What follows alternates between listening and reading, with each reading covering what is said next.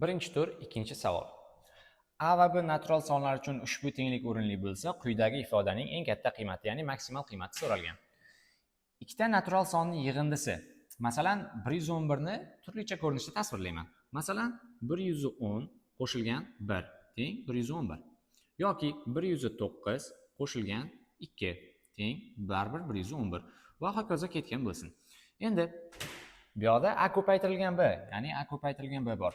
Endi 110A 1B bo'lyapti. 110 ni 1 ga ko'paytiraman. 110 degan javob chiqadi. Endi 109 ni 2 ga ko'paytiraman. 218 degan javob chiqadi. Keyin shuni yana davom ettirsam, masalan 108 qo'shilgan 3 deb tasvirlasam ham bo'ladi. 111 chiqadi. 108 ko'paytirilgan 3 desam 324 ko'rinishiga keladi.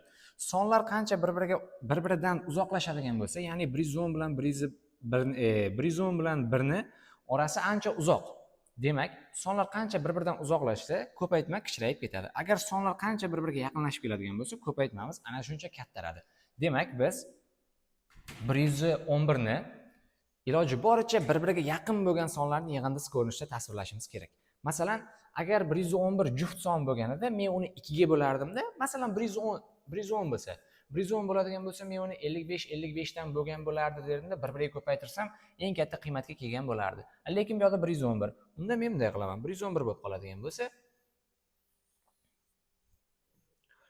111 bo'lsa, bittasini 55, bittasini 56 desam bo'ladimi?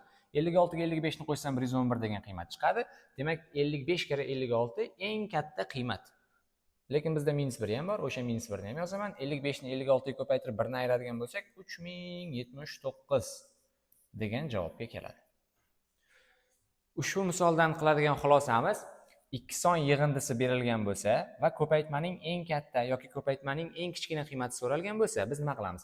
Agar ikkita son, ikkita qo'shiluvchi qancha bir-biridan uzoqlashadigan bo'lsa, natija minimalga qarab ketaveradi. Agar ikkita qo'shiluvchi qancha bir-biriga yaqinlashib keladigan bo'lsa, ko'paytmamiz ana shuncha kattarib ketadi.